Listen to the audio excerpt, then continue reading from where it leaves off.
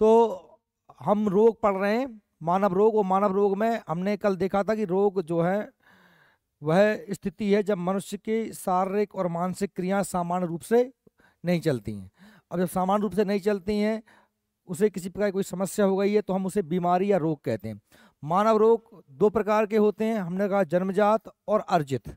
जन्मजात जो माता पिता से ही बच्चे में आते हैं, और अर्जित रोग वे होते हैं जो कि जन्म के पश्चात बच्चे में हो सकते हैं। जन्म के पश्चात जो रोग होने वाले हैं वो रोगों को हम दो कैटेगरी में बांटते हैं, एक तो संक्रमक, दूसरे असंक्रमक। असंक्रमक रोग वे होते हैं जो एक से दूसरे में नहीं फैलते हैं या किसी भी कारण से दूसरे व्यक्ति तक नहीं पहुंचते हैं, जैसे कि हृदय घात, किसी व्यक्ति को हार्ट अटैक आ जाए, या किसी व्यक्ति को डायबिटीज हो जाए, कोई व्यक्ति किडनी खराब हो जाए, ठीक है। और असंक्रामक रोग जो होते हैं वो दूसरे व्यक्ति में नहीं फैलते। संक्रामक रोग वे होते हैं जो दूसरे व्यक्ति में फैलते हैं। अब ये अनेक कारणों से फैल सकते हैं। संक्रामक रोगों को हम खास तौर पे जीवाणुओं से होने वाले रोग, वायरस से होने वाले रोग, प्रोटोजोआ या परजीवी से होने वाले रोग, और कवक फंगस से या कृमिजन्य रोग कह सकते हैं। अब जो वायरस से कौन कौन से रोग होते हैं, है ना, जैसे कि चेचक है, एड्स है, HIV, कोरोना, जुकाम, ये रोग। अब इन रोगों को हम डिटेल से पढ़ेंगे आज एक एक करके, क्योंकि ये रोग विटामिन के बाद दूसरा या पोषक के बाद दूसरा टॉपिक है जिससे सबसे ज्यादा क्वेश्चन आएंगे। तो अपन देखते हैं, मानव रोग में हम आज पढ़ेंगे विषाणुओं से होने वाले रोग। विषाणु को अपन क्या कहते हैं? वायरस कहते हैं। और वायरस की खोज किसने करी थी? इवान विस्की ने। किसने करी थी? इवान विस्की के द्वारा वायरस की खोज की गई थी, ये आप याद रखेंगे। वायरस बहुत ही छोटे छोटे जीव हैं जो कि मानव शरीर में विभिन्न प्रकार के रोग पैदा करते हैं, और वायरस से होने वाले रोग एक व्यक्ति से दूसरे व्यक्ति में फैल जाते हैं, ठीक है। अब वायरस से कौन कौन से रोग होते हैं उनमें रोग देखते हैं। तो पहला रोग कौन सा दिया? रेबीज। कौन सा दिया? रेबीज। रेबीज आपने बीमारी का नाम सुना होगा। ये खास तौर पे जानवरों के काटने से होती है। कुत्ता काट ले या कोई ऐसा जानवर काट ले जिसकी जानवर की लार में एक वायरस पाया जाता है जिसका नाम होता है रेब्डो वायरस। क्या नाम होता है? रेब्डो वायरस। तो जीव, इस रोग का कारक जीव कौन सा है? तो वह है रेबीज वायरस, जिसे हम क्या कहते हैं? रेब्डो वायरस। अब इस रोग का एक और उपनाम है, उसका नाम है हाइड्रोफोबिया। अच्छा, हाइड्रोफोबिया नाम क्यों रखा गया है? हाइड्रो मतलब पानी होता है। क्या होता है? पानी। फोबिया का मतलब होता है डर, यानी कि यह व्यक्ति पानी से, उसे क्या लगता है? डरता है, पानी से डरता है। जिस व्यक्ति को रेबीज हो जाता है वह पानी से, उसको क्या लगता है? डर लगता है, ठीक है। संक्रमक, संक्रमण का साधन क्या है? काय से फैलता है? तो संक्रमित पशुओं की लार द्वारा, जैसे कुत्ता खा ले, बिल्ली, बंदर आदि अगर आपको काट लेता है तो आपको यह वायरस आपके शरीर में प्रवेश कर जाता है और यह आपको हो जाता है। जैसे कुत्ता ने इसको काट लिया, ठीक है। प्रभावित अंग, तंत्रिका तंत्र व मांसपेशियां, हमारा पूरा का पूरा नर्वस सिस्टम इससे प्रभावित होता है, और हमारे मस्कुलर मांसपेशियां इससे प्रभावित होती हैं। अब नर्वस तंत्र काम क्या होता है कि हमारे दिमाग को सूचना भेजती है। जैसे आपको कोई चोट या ले ले पीठ में, तो आपको तुरंत मालूम चल जाता है। आपकी आंख ने कुछ देखा, तुरंत मालूम चल जाता है। आपका मस्तिष्क आपको हाथ को आदेश देता है कि इसके बाहर पकड़ लो। तो भैया ये सूचना यहाँ से कौन ने दी? मस्तिष्क ने। ये सूचना यहाँ तक हाथ तक पहुंची कहाँ से? तंत्रिकाओं से, नर्वस से। तो नर्वस तंत्र प्रभावित होता है, और यहाँ तक कि रोगी की मृत्यु भी इसमें संभव होती है। मुख्य लक्षण क्या है? अगर किसी व्यक्ति को रेबीज हो गया है, जानवर ने काट लिया, उसे समझ में नहीं आया, उसको नहीं मालूम चला, वैसे तो अगर कुत्ता वगैरह काट ले तुरंत इंजेक्शन लगवाना चाहिए। पहले तो पेट में लगाते 14 इंजेक्शन, अब तो आपको 3 इंजेक्शन लगने लगे। तो भैया ये जो मुख्य लक्षण है वो बुखार, सर दर्द, कंठ, गले में दर्द व संकुचन, ये सब काम होते हैं। साथ ही हम देखते हैं कि पानी से भय लगता है। क्या लगता है? पानी से भय लगता है। नियंत्रण कैसे कर सकते हैं? नियंत्रण बचाव की बात करें तो घाव को साबुन से धोएं और एंटीसेप्टिक लगाएं। साबुन से धो देना चाहिए, और एंटीसेप्टिक कोई क्रीम वगैरह उस पर लगा लेना चाहिए। पागल जानवरों के काटे जाने के 24 घंटे के भीतर रेबीज एंटी सीरम का इंजेक्शन लगवाना जरूरी है। अगर ऐसा नहीं कर पाया तो यह रोग बड़ा ही घातक है, इससे मृत्यु भी हो सकती है, ठीक है। अगर यह रोग एक बार हो जाता है तो फिर यह लाइलाज है, इसकी कोई इलाज फिर संभव नहीं है। Louis Pasteur, very very very most, ये इस पॉइंट पे आप लिख लेना मोस्ट, और इसको अंडरलाइन कर लेना अपनी बुक में। क्या लुई पास्चर ने रेबीज का टीका, दूध के पाश्चीकरण की खोज, ये दोनों ही काम किसने किए थे? लुई पास्चर ने। किसने किए थे? लुई पास्चर ने। क्या रेबीज का जो टीका होता है, टीका यानी वैक्सीन, किसने खोजी थी? लुई पास्चर ने। अच्छा, एक और काम किया लुई पास्चर ने, क्या? दूध का पाश्चुराइजेशन, दूध का पास्चराइजेशन।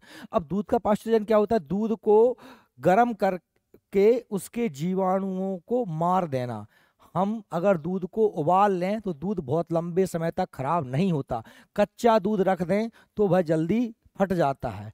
तो दूध को उबाल के हम वास्तव में करते क्या है? उसके जीवाणुओं को मार देते हैं।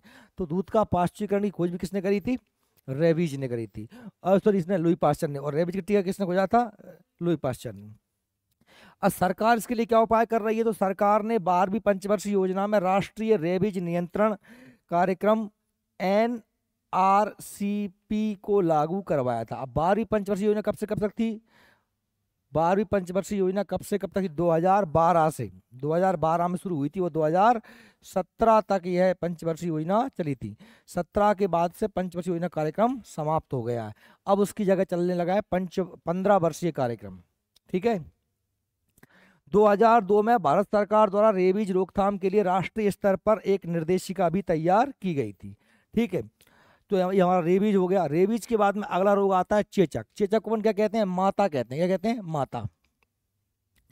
अच्छा, ये जो माता होती है ना, ये छोटी और बड़ी दो प्रकार की होती हैं। छोटी माता, बड़ी माता। हालांकि बड़ी माता का प्रकोप तो दिखाई नहीं देता हमको। ये भी वायरस से फैलने वाली एक बीमारी है। पूरे शरीर पे छोटे छोटे पूरे शरीर पे ददरी या दाने, उस दाने से उभर आते हैं। व्यक्ति को बहुत तेज बुखार चढ़ता है। तो ये काय से होता है? तो ये बेरीओला वायरस से होता है। काय से होता है? बेरीओला वायरस। तो पहला काम तो आपको उस वायरस का नाम याद रखना है कि किससे होता है? बेरीओला वायरस से। ये पूरे शरीर पे क्या हो गए? दाने हो गए हैं बच्चे के। ठीक है। हम देखते हैं कि इसमें संपूर्ण शरीर प्रभावित होता है। और संक्रमण फैलता काय से? वायु द्वारा या रोगी के सीधे संपर्क में आने से। जिस घर में अगर एक व्यक्ति को माता निकल आई, तो आप देखना कि धीरे धीरे पूरे घर में, घर के सभी सदस्यों को माता निकलेंगी। क्योंकि एक व्यक्ति से दूसरे व्यक्ति में ये रोग, रेबीज रोग फैलता है वायु से। या उसके बिस्तर पे आप लेट गए, खाना माना, पानी मानी कुछ भी पी लिया। लक्षण की बात करें तो बुखार, सिर में दर्द, जुकाम, उल्टियां आदि होती हैं। 3 से 4 दिन बाद मुंह पर लाल दाने निकल आते हैं। 3 से 4 दिन बाद। और जो शरीर के पूरे शरीर में ही फैल जाते हैं। ये दाने अंत में जल स्फोट में बदल जाते हैं। इनमें पानी भर जाता है। क्या भर जाता है? पानी। और फिर ये फूटते हैं। ये दाने फूटते हैं। जैसे अपन जल जाते हैं तो पानी फोड़ा बन जाता है, उसमें पानी भर जाता है, फिर फोड़ा फूटता है तो बहुत तेज जलन करता है। ठीक है। जिनमें साफ तरल भरा पानी भर रहता है। सूखने पर ये दाने शरीर पर निशान छोड़ देते हैं। काले काले गड्ढे पूरी बॉडी में बन जाते हैं। ये धब्बे पूरे में बन जाते हैं। ठीक है। बात करें इसके बाद कौन सी है? छोटी माता। ये भी कैसे होता है? ये है बेरीसेला, बेरीओला वायरस से।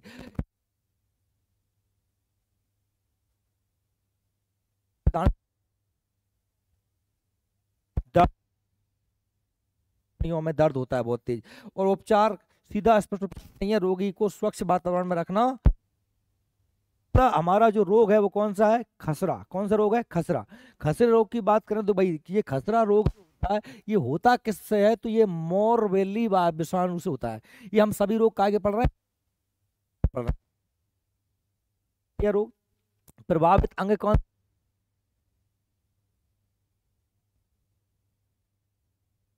रोग विषाणु नाक से फैलता है। नाक जो है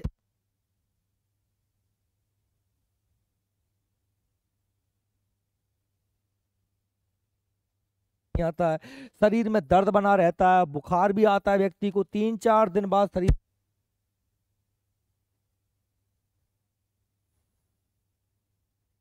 का भोजन करने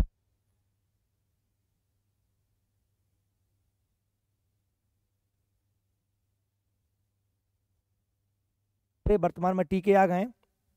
इसे मीजल्स भी बोलता है या रूबीओला भी बोला जाता है। किसको? खसरे को। तो आप याद रखना, खसरा का वायरस कौन सा है? मोरबेली वायरस। इसे मीजल्स भी कहते हैं। तो मोरबेली और मीजल्स नाम एक जैसे हैं, आप इसको याद कर सकते हैं, कनेक्ट कर सकते हैं। ठीक है। वायरस इसका है या पैरामिक्सो वायरस के संक्रमण से होता है। ठीक है। अगला हमारा रोग कौन सा है? पोलियो। कौन सा रोग है? पोलियो रोग। पोलियो आपने देखे, पोलियो से संक्रमित व्यक्ति के जो है, देखिए आप, इस बच्चे के जो है पैर वगैरह बहुत ही एकदम विकसित नहीं हो पाए, एकदम दुबले पतले पैर रह गए, अपंग हो गया। अकेला यही नहीं होता, ध्यान रखना। पोलियो वायरस का मतलब ये मत समझना कि व्यक्ति लंगड़ा ही होता है। उसके हाथ भी कमजोर हो सकते हैं। और व्यक्ति शरीर से स्वस्थ भी हो सकता है, उसका दिमाग कमजोर हो सकता है। मतलब पोलियो वायरस पूरे तंत्रिका तंत्र को डैमेज करता है। समझ में आ रही मेरी बात? क्योंकि पोलियो शब्द सुन के हमारे दिमाग में बस लंगड़े लूले व्यक्ति आते हैं, तो लंगड़े लूले से मतलब नहीं होता पोलियो का। पोलियो मतलब पैरों में भी कर सकता है, हाथों में भी कर सकता है, या मस्तिष्क में भी कर सकता है। ठीक है। अब देखिए आपसे आपके 2017 के पेपर में पूछा गया था, ये क्वेश्चन मैंने आपको कराया था कि पोलियो वायरस का सही नाम क्या है। तो क्या नाम था? पोलियो माइलेटिस।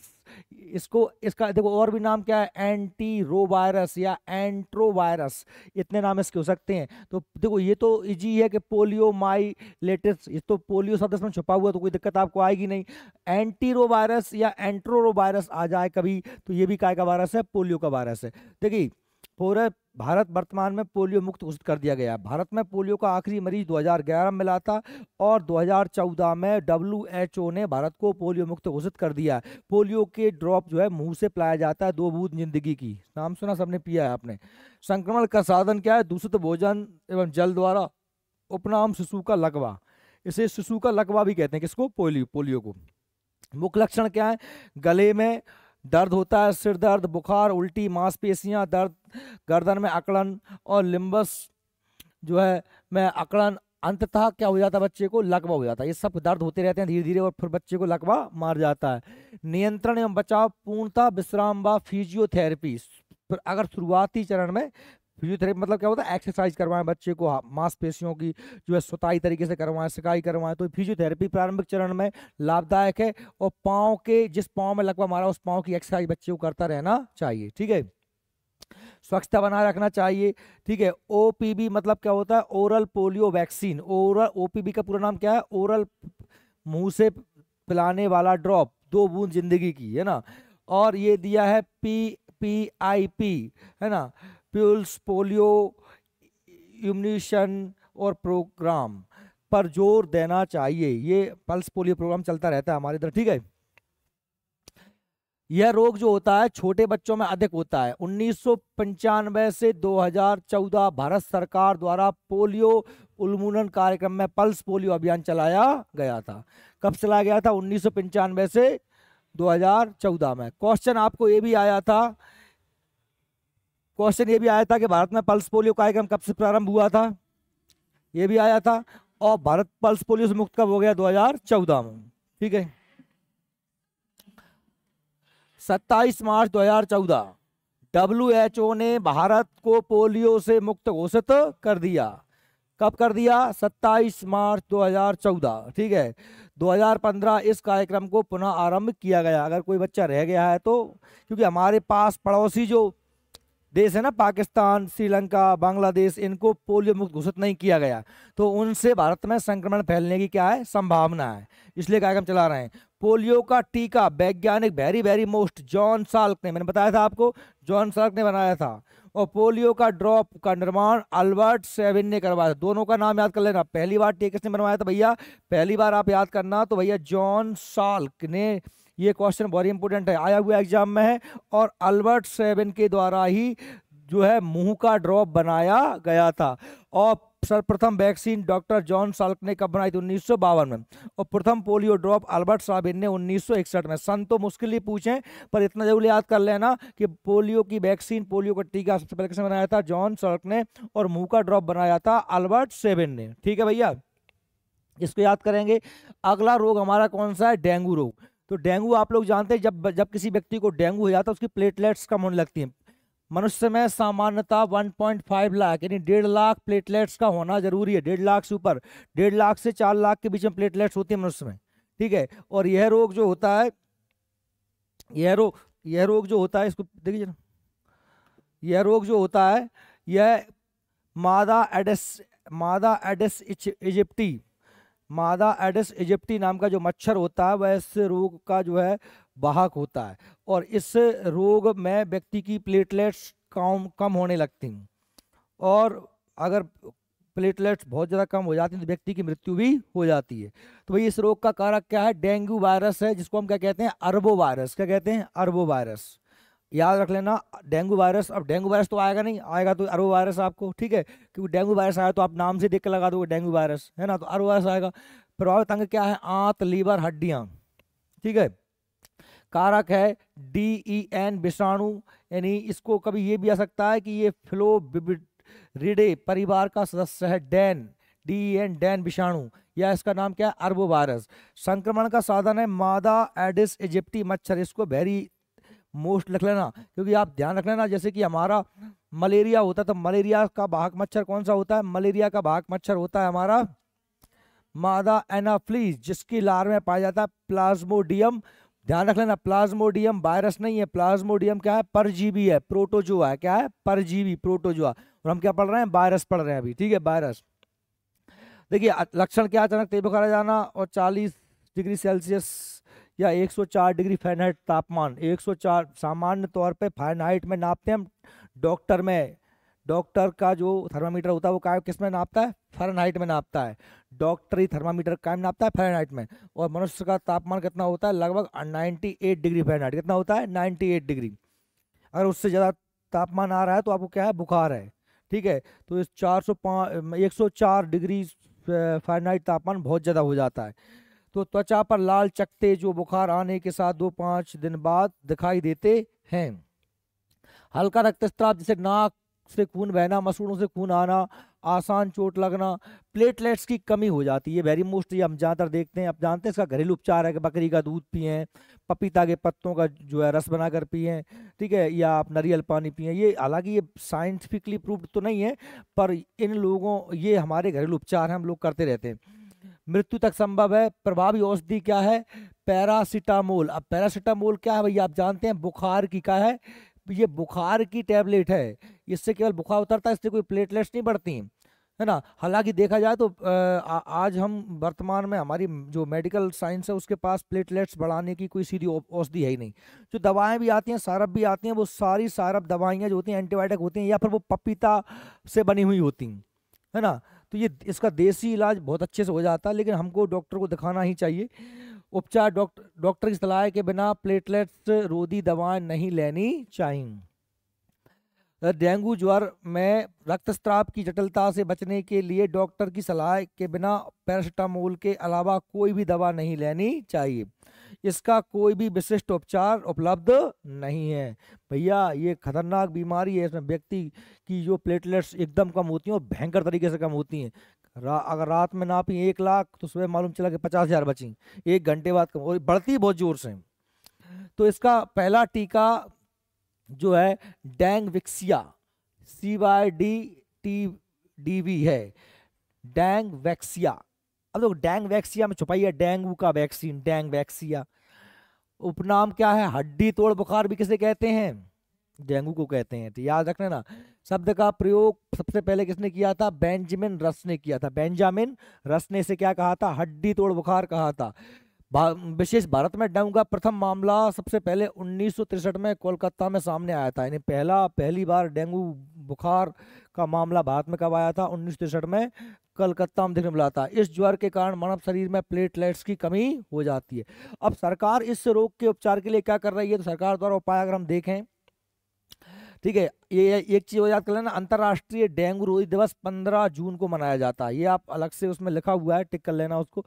डेंगू के प्रति जनमानस में जागरूकता फैलाने के लिए 16 मई को राष्ट्रीय डेंगू दिवस, 16 मई को राष्ट्रीय डेंगू दिवस और 15 जून को अंतर्राष्ट्रीय डेंगू दिवस, दोनों याद कर लेना, आयोजन किया जाता है। परमाणु अंतर्राष्ट्रीय डेंगू विरोधी दिवस प्रत्येक वर्ष 15 जून को मनाया जाता है। तो 15 जून को इंटरनेशनल डेंगू दिवस रोधी दिवस और 16 मई को राष्ट्रीय डेंगू रोगी दिवस मनाया जाता है, ठीक है। अगला जो हमारा रोग है वो है जीका। अब वास्तव में जीका वायरस का नाम है, क्या का नाम है, वायरस का नाम है जीका, ठीक है। ये जीका वायरस से ही फैलता है। ये खासतौर पे ये जो है साउथ अमेरिका में, दक्षिण अमेरिका में यह वायरस बहुत ज़्यादा देखा गया था। यह जीका वायरस से फैलता है। प्रभावित अंग क्या है, गर्भस्थ शिशु, गर्भ में ही शिशु इससे प्रभावित हो जाता है, माँ के पेट में। संक्रमण साधन क्या है, लैंगिक संचरण। लैंगिक संचारण जो होता है यानी कि सेक्स के दौरान ये एक व्यक्ति दूसरे व्यक्ति में पहुंचता है। रोग जनक कारक जीका वायरस या ये जो है ना फिलेविरिडे समूह का सदस्य है। ये फिलेविरिडे क्या है, अभी हमने पहले भी आ गया था, ये जो वायरस का एक ग्रुप होता है, एक परिवार, एक समूह होता है, ठीक है, उससे रोग वाहक कौन है? एडिस इजिप्टी मच्छर से भी फैलता है। संक्रमित व्यक्ति द्वारा यौन संपर्क के माध्यम से, अगर जिस व्यक्ति को पहले से जीका वायरस से ग्रस्त है उसके साथ में यौन संपर्क किया जाता है तो वह स्वस्थ व्यक्ति में पहुंचा देता है। संक्रमित गर्भवती महिला द्वारा अपने शिशु में संक्रमण प्रसारित किया जाता है। जिस माँ को हो रहा है उसके पेट के गर्भ में बच्चे को ये दिक्कत हो जाएगी। खोज की बात करें इस जीका वायरस की, तो इस वायरस को सर्वप्रथम पहचान अफ्रीका के युगांडा में की गई थी। कहाँ की गई थी? अफ्रीका जो महाद्वीप है उसके युगांडा में 1947 में की गई थी। युगांडा, रवांडा, तंजानिया ये देश है ना अफ्रीका महाद्वीप के।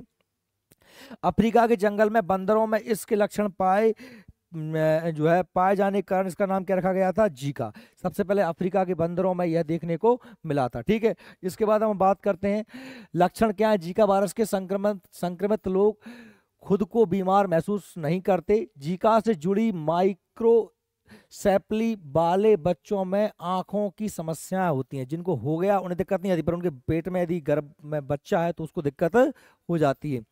इसके लक्षण डेंगू बुखार की तरह होते हैं, जैसे थकान, बुखार, लाल आंखें, जोड़ों में दर्द, सिर दर्द, शरीर में लाल चकत्ते आना। शिशु के मानसिक और शारीरिक अपंगता, जो बच्चा पेट में है वह शारीरिक या मानसिक रूप से अपंग भी हो सकता है। देखिए ये जीका वायरस है, इस मच्छर ने काटा इस पुरुष को, ठीक है, और पुरुष ने ये लैंगिक संबंध इस महिला से किए, और या महिला के गर्भ में था बच्चा तो उसको समस्या हो जाएगी। या सीधा मच्छर ने किसको काटा? महिला को, और महिला के गर्भ में बच्चा था तो समस्या हो जाएगी। महिलाओं को समस्या नहीं होगी, समस्या किसको होती है? बच्चे को। ठीक है, उपचार क्या? उपचार बुखार या जोड़ों के दर्द जैसे लक्षण वाले लोगों को भरपूर आराम करना चाहिए, तरल पदार्थ पीना चाहिए, ज्वरनाशक या दर्दनाशक दवाओं के से लक्षणों का इलाज करना चाहिए, पैरासीटामोल जैसी दवाइयां खाना चाहिए। विशेष इसका प्रथम व्यापक प्रयोग 2007 में माइक्रोनेशिया के याप द्वीप पर दर्ज किया गया था। यानी कि माइक्रोनेशिया में एक जो द्वीप है उस पर बहुत ज्यादा देखा गया था। विश्व स्वास्थ्य संगठन द्वारा 2015 को ब्राजील में प्रथम वायरस संक्रमण की पुष्टि की गई थी।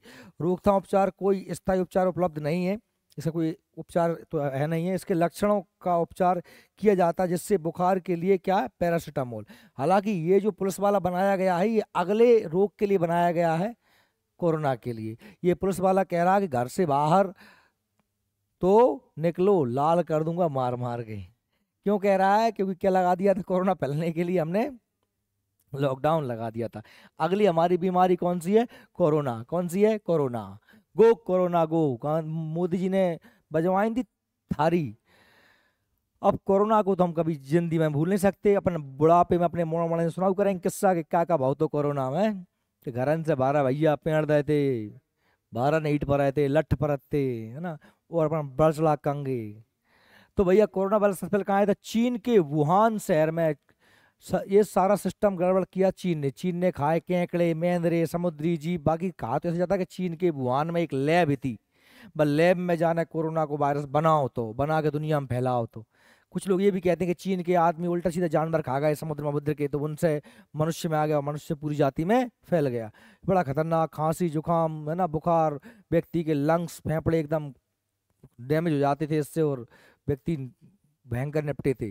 पहली लहर में तो नहीं निपटे, दूसरी लहर में इंडिया में तो हर दिन आपने असना में 50 आदमी मरत तो हैं, पता ही आपको। चीन के वुहान शहर से आया था कोरोना के लिए भैया। ये अलग अलग जो उसके बहुत सारे उसने जो है अपने रूप बदले थे वायरस ने, है ना। तो ये 5 वायरस के लिए, डी डिजीज के लिए अलग अलग नाम इसको दिए गए। पहले इस बीमारी को 2019 में नोवेल कोरोना वायरस या 2009, बाद में इसका नाम क्या पड़ गया था? कोविड-19। क्या पड़ गया था? क्योंकि 2019 में ये पहली बार देखा गया। इसका नाम क्या था? कोविड-19। संक्रमण या वायरस किसी भी पीड़ित व्यक्ति के खांसने, छींकने, सांस के कणों, बूंदों के सीधे संपर्क में आने से, वायरस से संक्रमित सतह को छूने से हो जाता है। और अपन सब जने कल पर रहे थे सैनिटाइजर, ऐसे कोरोना वायरस की डार के गले में डार के, नाक में डार के जांच हो रही थी। हालांकि कोविड की फिर वैक्सीन आ गई, पता ही है आपको। लक्षण क्या है इसके? लक्षणों बुखार, खांसी, जल्दी सांस लेना आदि हो सकते हैं। अधिक गंभीर मामलों में निमोनिया और सांस की तकलीफ होती थी, व्यक्ति के फेफड़े, लंग्स खराब हो जाते थे। और लेकिन कम मामलों में इससे जान भी जा सकती थी, ज़्यादा गंभीर मामलों में, है ना। हालांकि मरने की दर बहुत कम थी, 100 में व्यक्ति को होता था तो 1 से 2 व्यक्ति ही मरते थे। इस लक्षण क्या है? ये फ्लू इन्फ्लूजा के समान सर्दी जुकाम, जैसे कि इन्फ्लूजा होता है सर्दी, उससे खांसी जुकाम सर्दी हल्का बुखार, ये सब इसके लक्षण थे। ठीक है। उपचार क्या है? बार बार हाथ धो, सांस लेने संबंधी सावधानियां, खांसते या छींकते समय टिश्यू या कोहनी को मोड़कर अपने ऐसे खांसो ऐसे, नाक ढक लें और इस्तेमाल से टिश्यू पेपर किसी कूड़ेदान में फेंक दें। और टेस्ट कराना जरूरी था। इसकी बहुत सारी वैक्सीन आ गई। भारत में कौन कौन सी लगी थी? कोविडशील्ड और कोवैक्सीन, ये हमारे इंडिया में चली दोनों, है ना। और कोवैक्सीन कहाँ की थी? रूस की थी। मॉडर्ना केरल, भारत में सबसे पहला मरीज कहाँ से मिला था? केरल में। भारत में सबसे पहला केस मिला था कहाँ से? केरल में। बाद में तो पूरे इंडिया में फैल गया। अगला हमारा जो रोग है वो कौन सा है? एड्स। इसको कल पढ़ते हैं, ये क्योंकि ज़्यादा हो जाएगा। क्या 2 पेज हो गए होंगे?